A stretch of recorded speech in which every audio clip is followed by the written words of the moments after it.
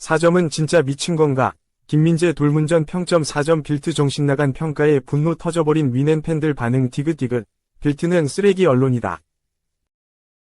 바이에른 뮌헨은 1일 이하 한국 시간 독일 도르트문트의 지그날 이두나 파크에서 열린 2024-2025 분데스리가 12라운드 원정 경기에서 도르트문트와 1에서 1로 비겼다. 리그 5연승을 마감한 바이에른 뮌헨, 승점 30점은 1위 자리를 지켰다. 개막 후 12경기 연속 무패, 9승 3무도 이어갔다. 2경기 연속 무패, 1승 1무, 위 도르트문트, 승점 20점는 5위에 자리했다. 김민재는 이날도 선발로 나섰다. 그는 팀 내 사정으로 인해서 아킬레스건이 좋지 않은 상황에서 이번 시즌 25경기 연속 선발로 나서는 강행군을 보였다. 심지어 그는 경기 중 상대와 충돌로 인해 눈부니에 출혈이 발생하면서 교체로 경기장을 떠나야 했다. 경기 초반 바이에른 뮌헨은 김민재의 과감한 전진 압박으로 공격 기회를 만들었다. 전반 2분, 김민재가 상대 페널티 박스 근처까지 올라가 공을 빼앗으며 무시알라에게 패스를 시도했으나 아쉽게 수비에 차단됐다. 콤파니 감독 축구 특유의 높은 라인업이 돋보이는 상황이었다. 하지만 도르트문트가 먼저 리드를 잡았다. 역습 상황에서 뮌헨의 중원이 전혀 저지하지 못하면서 프리로 공간을 내줬다. 전반 27분. 기튼스가 왼쪽 측면에서 라이머를 제치고 단독 돌파 후 왼발 슈팅으로 선제골을 터뜨리면서 도르트문트가 1에서 0으로 앞서갔다. 여기에 부상 악재가 터졌다. 바이에른 뮌헨은 설상가상으로 전반 33분 해리 케인이 허벅지 부상으로 쓰러지며 교체됐다. 주포 케인의 이탈로 인해서 바이에른 뮌헨은 득점 역서 아쉬운 모습을 보이게 됐다. 빈자리는 토마스 밀러가 채웠지만 케인만큼은 아니었다. 후반 시작과 동시에 수차례 득점 기회를 잡은 뮌헨이었지만 공격진의 결정력이 아쉬웠다. 사네와 밀러가 연달아 득점 기회를 놓쳤다. 특히 후반 15분 사네가 결정적인 찬스를 맞았지만 슈팅은 골문을 벗어났다. 거기다 후반 35분 분전하던 김민재가 쓰러졌다. 그는 후반 35분 상대를 강하게 압박하는 과정에서 팔꿈치에 얼굴을 맞아 눈 부위에서 출혈이 발생했다. 피를 흘리는 김민재를 본 콤파니 감독은 그를 대신해서 마이클 올리세를 투입했다. 이 선택은 콤파니 감독의 신의 한 수가 됐다. 교체 투입된 올리세는 후반 40분 프리킥 상황에서 흘러나온 공을 정확한 크로스로 연결했고 무시알라가 헤더로 마무리하며 승부를 원점으로 돌렸다. 바이에른 뮌헨은 극적인 무승부로 리그 12경기 연속 무패 기록을 이어갔다. 독일 TZ는 김민재에게 평점 3점을 부여했다. 이는 결승골을 기록한 주인공 무시알라 2점을 제외한 대다수 바이에른 뮌헨 선수들과 같은 평점이었다. TZ는 김민재에 대해서 실점 장면에서 라이머를 지원하기 위해 좀 더 빠른 움직임을 보였어야 한다 라면서 그 외 장면에서는 평소처럼 임팩트 있고 안정적인 수비를 펼쳤다고 평가했다. 실점의 원흉인 라이머에게는 4점을 주면서 TZ는 전반적으로 매우 좋은 경기를 펼쳤다. 그러나 상대 기튼스와 매치업서 잘 막았으나 실점 장면서는 순간적으로 돌파를 허용했다. 전반에 비해 후반은 매치업서 밀리는 모습이었다 라고 아쉬움을 나타냈다.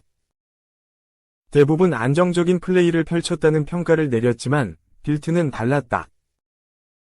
빌트는 1에서 1 무승부를 기록한 경기서 바이에른 뮌헨 선수들에 비해 도르트문트 선수들을 높게 평가했다. 빌트는 도르트문트 선수들의 경우 선제골의 주인공인 기튼스에게 1점을 주고 수비진에게도 2점으로 상대적으로 높은 평가를 내렸다. 반면 바이에른 뮌헨은 대부분의 선수들의 좋지 않은 평가를 내렸다. 이날 치열하게 뛴 알폰소 데이비스에게 4점, 김민재에게 4점, 우파메카노에게 3점을 줬다. 실점의 주인공 라이머에게는 3점이었다. 공격진서 계속 부진했던 사네가 4점이란 것을 생각하면 알폰소와 김민재의 평점은 납득할 수 없는 부분. 심지어 노이어마저 4점이었다. 특히 바이에른 뮌헨 수비진을 억가하고 있는 빌트가 이번에도 김민재를 비롯한 선수들을 폄하했다고 밖에 볼 수 없는 부분이다. 축구 통계 사이트 후스코어드닷컴에 따르면 김민재는 이날 상대 슈팅을 4차례 차단했고 88%의 패스 성공률을 기록했다. 후스코어드닷컴은 김민재에게 팀 내 4번째로 높은 평점 6.8을 줬다. 하지만 빌트는 달랐다. 김민재가 부진했다는 평가였다. 온 힘을 쏟으며 뛴 김민재에게는 분명 아쉬운 결과다. 특히 부상도 당했다. 바이에른 뮌헨은 1일 공식 홈페이지를 통해 김민재의 부상 상황을 공지했다. 바이에른 뮌헨 스포츠 디렉터인 크리스토프 프로인트는 김민재의 눈썹 위쪽이 찢어졌다며 그는 다친 부위를 봉합했다고 설명했다. 이어 김민재는 기계라며 이 부상은 김민재에게 영향을 주지 않을 것이다. 그는 곧 다시 경기에 뛸 수 있을 것이라고 전망했다. 한번 안아보자. 페페페페페 무패 오른쪽 화살표 승. 구관이 명관. 더 브라위너가 되돌린 맨시티 시간. 과르디올라의 감격. 8경기 만의 승리. 맨시티는 5일 이하 한국 시각 영국 맨체스터의 에티하드 스타디움에서 열린 노팅엄 포레스트와의 2024에서 2025 시즌 잉글랜드 프리미어리그 EPL 14라운드에서 3대0으로 완승을 거뒀다. 펩 과르디올라 감독은 2016년 맨시티 지휘봉을 잡은 후 최악의 연패에 늪에 빠졌었다. 그 시계를 다시 돌려세웠다. 맨시티는 7경기 연속 무승, 1무 6패, EPL 4연패의 사슬을 끊었다. 승점 3점을 추가한 맨시티는 승점 26점, 8승 2무 4패으로 4위를 기록했다.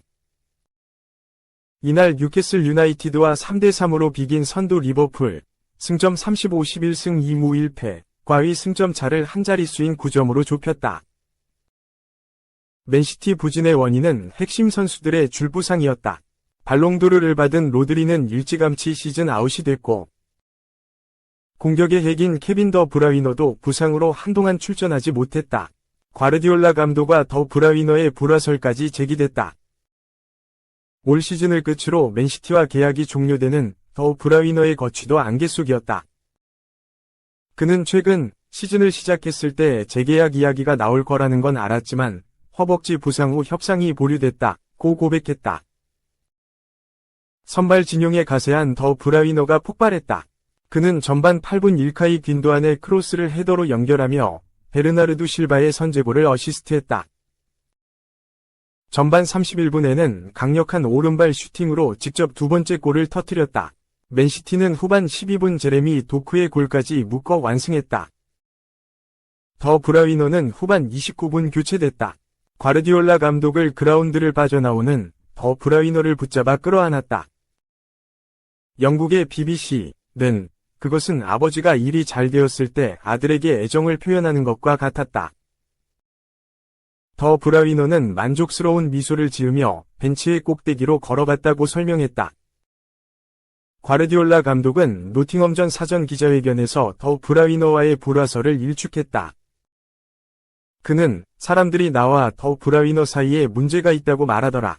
내가 더 브라위너를 경기에서 제외시키고 싶어하는 것처럼 보이나? 고 반문했다. 그리고 파이널 서드에서 최고의 재능을 보이는 선수를 내가 원치 않을 리가 있나? 나는 그와 무려 9년을 함께 보냈다. 더 브라위너는 33세다. 지난 시즌처럼 차근차근 나와 최고의 모습을 찾을 시간이 필요하다. 고 설명했다. 과르디올라 감독은 이날 경기 후 더 브라위너가 돌아와서 너무 기쁘다. 그는 환상적인 75분을 뛰었다. 그는 최고의 대우를 받을 자격이 있다. 그는 훌륭한 사람이고 그가 도착한 이후 수년간 엄청나게 중요한 역할을 해왔다. 고 엄지를 세웠다. 맨시티는 더 브라위너가 선발 출전한 지난 31번이 EPL 경기에선 무패다. 더 브라위너는 무패 경기 동안 25골, 9골 16도움에 관여했다. 그는 나와 과르디올라 사이에는 전혀 문제가 없었다. 내가 어려움을 겪고 있다는 걸 알고 있다. 고통스럽고 불편했다. 면서도 고통 없이 정상 컨디션으로 돌아가면 모든 것이 괜찮을 것이라고 말했다. 과르디올라 감독도 일단 한숨 돌렸다. 그는 2일 EPL 13라운드에 리버풀에 0대2로 패한 후 상대 팬들로부터 아침에 경질될 거야 라는 조롱을 받았다. 그러자 자신의 EPL 우승 횟수를 의미하는 6개의 손가락을 들어보였다. 과르디올라 감독은 안필드에서 이런 일이 일어날 줄은 예상하지 못했다. 리버풀 팬들이 이런 반응을 보일 거라고는 예상하지 못했지만 괜찮다. 경기의 일부이고 나는 완벽하게 이해한다. 고 말했다. 그리고 우리는 함께 놀라운 경기를 치렀다. 나는 그들을 존경한다. 면서도 모든 경기장이 나를 해고하려 한다. 브라이턴 11월 10일에서 시작됐다. 어쩌면 우리가 얻은 결과가 맞을 수도 있다. 고 씁쓸해했다. 과르디올라 감독은 지난달 계약 기간을 2년 더 연장하면서 맨시티와의 인연을 10년을 넘기게 됐다.